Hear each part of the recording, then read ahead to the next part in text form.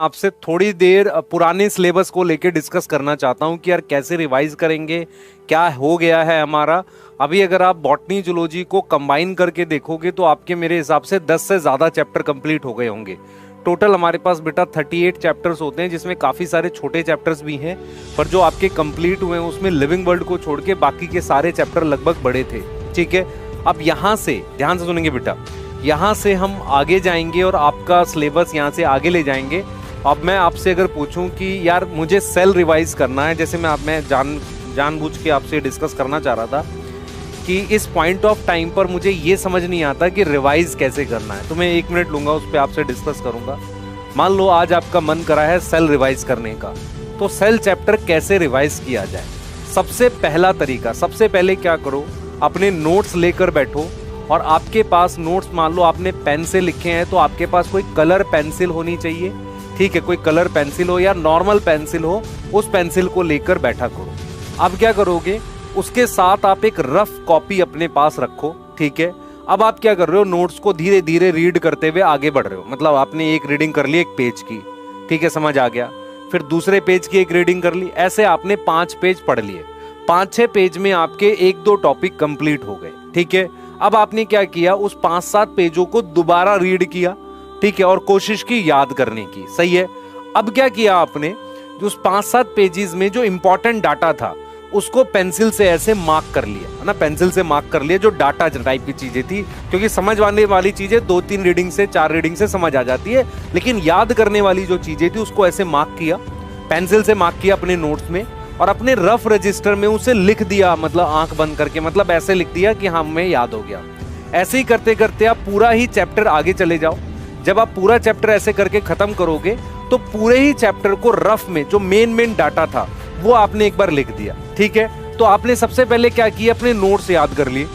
अब आप क्या करा आपने, आप बैठे एनसीईआरटी लेके। इस नोट्स को याद करने में कितना समय लगना चाहिए, 3 से 4 घंटे लग जाएंगे एक चैप्टर को करने में। अगर उसके नोट्स लगभग 40-50 पेज के हैं, 40 पेज के हैं, तो इतना टाइम लग जाएगा। अब आपने क्या किया, 40-50 पेज में तो लग जाएगा इतना टाइम। उसके बाद अब आप एनसीईआरटी लेकर बैठे, आपने 1 से 1.5 घंटे में एनसीईआरटी उस चैप्टर की आराम से रीडिंग करी, फिर आधे घंटे में एक फास्ट रीडिंग करी, और आपने वो मेन पॉइंट्स, अगर नोट्स में कोई नहीं है वो मार्क कर लिए, या मेन पॉइंट्स को मार्क करके आपने एनसीईआरटी की रीडिंग कर ली। फिर आपने क्या किया, ऐसी रीडिंग आपने 1-2 तक यहां तक कर ली। क्लियर है, उसके बाद क्या किया आपने, उसके बाद आपने उस चैप्टर का डोपा उठाया और आपने उसको 1 घंटे में सॉल्व कर लिया। डोपा क्या था, जो कंबाइन करके मैंने चैप्टर वाइज दिया हुआ है उसको उठाया और आपने कर लिया। तो 4 घंटे में आपने नोट्स रिवाइज करे, आपने 2 घंटे में एनसीईआरटी पढ़ी और 1 घंटे में डोपा। इससे ज्यादा समय नहीं देना भाई। पूरे कितने क्वेश्चन होंगे, मान लो 100 क्वेश्चन होंगे, वो सॉल्व कर लिया। डोपा के साथ आपके पास वर्कशीट होगी, उसको भी सॉल्व कर ली। ठीक है, इतना करने में आपके 7 से 8 घंटे लग जाएंगे। क्लियर है,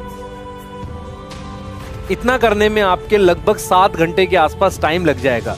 पर ये जो रिवीजन होगी ये आपकी फर्स्ट टाइम रिवीजन होगी। उसके बाद आपने जब भी रिवाइज करना है, अपने नोट्स की एक रीडिंग करनी है, अपने नोट्स की सिर्फ एक रीडिंग करनी है और उसको याद करने की कोशिश करनी है, और रफ में गंदा ही सही वो मेन डाटा दोबारा से लिख लेना है, क्योंकि आपने एक बार पेंसिल से मार्क तो कर लिया उस डाटे को, फिर से उसको लिख कर देख लेना है। तो उसमें आपको रिवाइज करने में नोट्स को कितना टाइम लगा करेगा, सर हमें लग जाएगा लगभग 1-1.25 घंटे में हो जाया करेगा। पहली बार में टाइम ज्यादा लगेगा, लेकिन दूसरी, तीसरी, चौथी बार में टाइम कम लगेगा। एनसीईआरटी क्या पढ़नी है क्या बेटा, दूसरी बार में भी एनसीईआरटी आधे घंटे रीड कर सकते हो, देख सकते हो।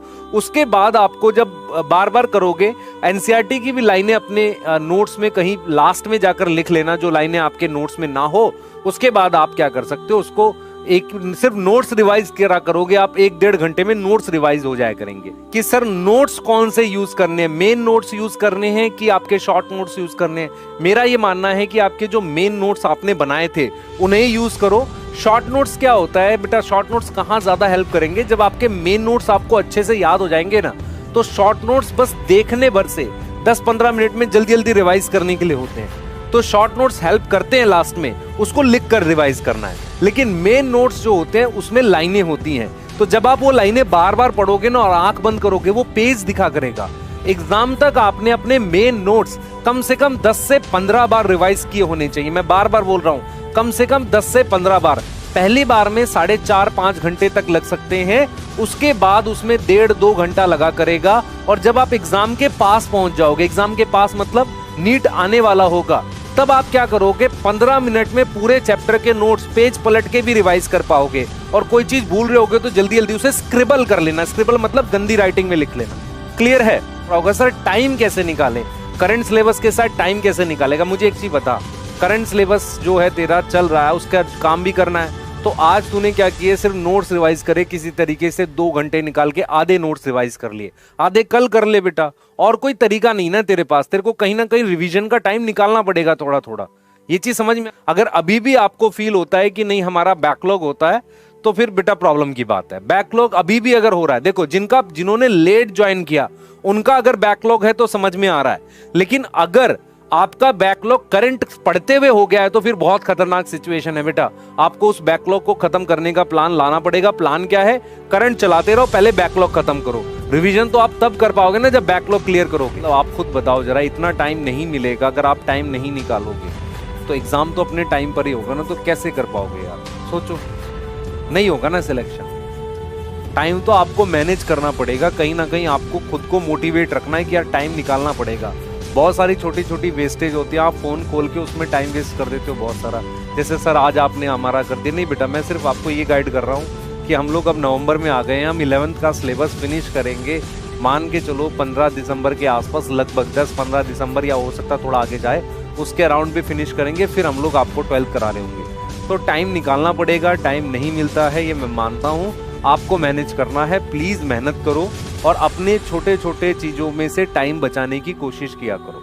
बहुत सारी परेशानियां आपकी, कुछ मैं बताता हूँ क्या होता है। देखो, अगर आप खुद को मतलब वीक स्टूडेंट मानते हो तो आपकी प्रॉब्लम कहाँ कहाँ पर है? पहला, आपको नोट्स रिवाइज करने में सबसे ज्यादा टाइम लगता है। दूसरा, फिजिक्स के क्वेश्चन सॉल्व करने में टाइम लगता है। तीसरा, चीजें याद नहीं रहती। चौथा, आपका टाइम बहुत वेस्ट होता है। पांचवा, आपके घर में प्रॉब्लम बहुत है कि लोग आपको पढ़ने नहीं देते हैं। सिक्स्थ, आपका पढ़ाई में मन नहीं लगता। सेवंथ, आप क्या सोचते हो, प्लान करते हो कि सिर्फ रात में ही पढ़ पाता हूँ, दिन में नहीं पढ़ पाता। एट, आपको लेक्चर देखकर नोट्स बनाने में बहुत ज्यादा समय लग जाता है। नाइन्थ, आप कितनी बार भी रिवाइज करते हो आपको याद नहीं रहता। 10th, silly mistake. ये सारी परेशानी कुछ बच्चों के साथ हो सकती हैं, इनमें से कुछ आदि। बेटा ये परेशानियां किस वजह से हैं? क्योंकि आपने अपने आप को पूरी तरीके से पढ़ाई में झोंका नहीं है। पूरी तरीके से खुद को डेडिकेट कर दो। हर एक मिनट आपका बेटा पढ़ाई की तरफ होना चाहिए। अगर आप अभी भी फील करते हो कि नहीं थोड़ा पढ़ने से हो जाएगा, तो अभी पढ़ाई छोड़ के बेटा लेक्चर बंद करके सो जाओ, कोई फर्क नहीं पड़ता, अगले साल नहीं होने वाला। अगर आप अपने आप को पूरी तरीके से पढ़ाई में इन्वॉल्व कर दोगे तो बहुत सारी प्रॉब्लम आपकी सॉल्व हो जाएगी। इन्वॉल्व करने का मतलब हर वक्त आप उसी के बारे में सोचो। जब माइंड रिलैक्स कर रहे हो, सो रहे हो, तब मत सोचो, या कोई और चीज एकदम रिलैक्स कर रहे हो तब मत सोचो। पर